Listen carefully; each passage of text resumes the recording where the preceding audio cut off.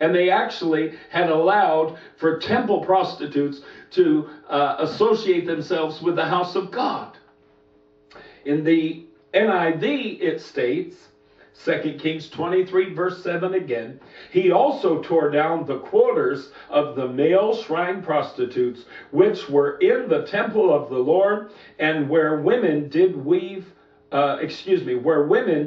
weaving for Asherah. Asherah is one of the false gods, and this is one of the false religions that the people of Israel had begun to mingle and incorporate into their worship of the living God. And Asherah was one of the phallic religions that has a very heavy sexual influence as part of its practice and its worship. Now, notice that in Job chapter 36 and verse 14, the identical Hebrew word is used here,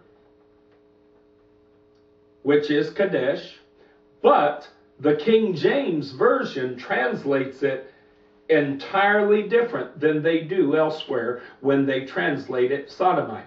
In this instance, they don't use the word sodomite, even though it's still Kadesh. It's the same identical original word in the original language of Scripture. But in Job 36:14, they translate it entirely different.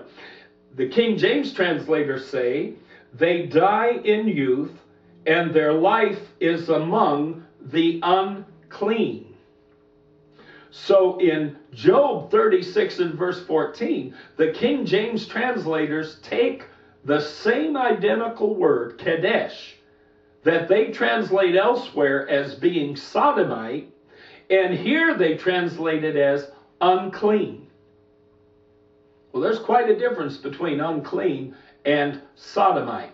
Sodomite having a very specific homosexual connotation to it. If, again, you first are basing your interpretation of this on the false premise that Sodom was predominantly a homosexual city. But now, look again at the NIV translation of this identical verse, Job 36 and verse 14. They die in their youth among the male prostitutes of the shrines. So in the NIV, they consistently translate the term Kadesh consistently the same way, because in fact it's the same identical word, therefore it would have the same identical definition or meaning or translation.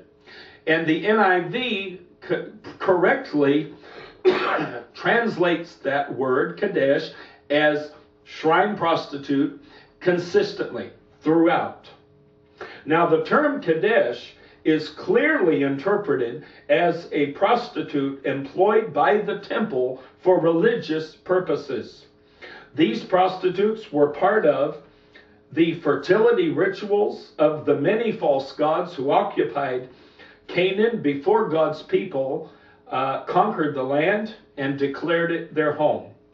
God's prohibition was on the practice of prostitution, particularly as it related to the temple and the service of Israel's God.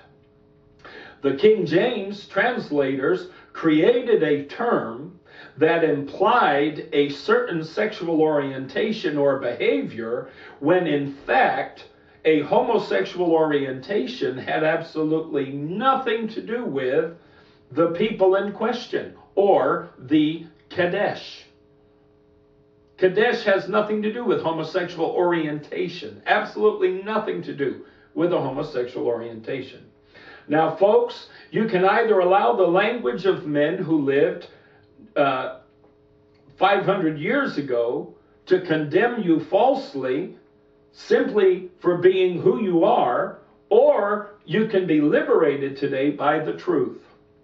If God had wanted the sins of Sodom to be remembered and spoken of by reason of a term like sodomite, then he could easily have seen to it that such a term was commonly embraced and used by our Jewish predecessors. But there was no term.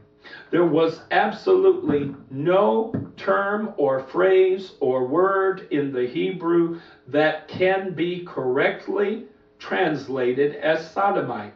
That term Kadesh has no reference whatsoever to the city of Sodom, has no reference whatsoever to the conduct of Sodom.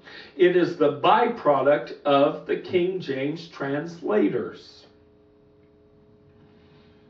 Now, I want to help you understand something today on this principle, okay? There are many terms within our modern vernacular that someone may read, and let's say 500 years from now, if the Lord were not to come, I believe he'll be coming way before that, but let's say our society and our civilization should live on for another 500 years. There are certain terms that you may read, and based on the reputation of a certain geographical area, like a city or a town or a nation or what have you, or a continent, whatever the case might be, you could draw certain conclusions. For instance, there are certain negative connotations that immediately are associated in people's minds when you speak of New Yorkers. For instance, I lived in New York for 10 years. I found people in New York City to be actually quite friendly. If you were the least bit outgoing, and I'm a very gregarious and outgoing person, I don't have any problem speaking to anybody. I would talk to people on the subway and talk to people in public. And a friend of mine that I moved to New York to help, used to say to me, "Oh, you're not supposed to talk to anybody else." He was terrified of everybody, afraid of everybody. He'd say, "You're not supposed to talk to anybody." And I'd say, "Why? You know, they're just human beings. What are they going to do? Pull out a gun and blow your brains out?" No, of course they're not going to do that. And I would talk to people on the side, and they would be perfectly warm and friendly, and they would respond. All they needed was somebody to reach out to them, and they would reach right back to you. And they would be equally as outgoing and equally as friendly. And I found folks in New York to be wonderful people. And yet, if you say to most people, "Oh boy, he behaved just like a New Yorker," well, you know as well as I do that that term doesn't have a positive connotation. There's negative connotation attached to it, but the negative connotation that's attached to it is based on false premise and false representation and a misunderstanding of the nature of the people of New York.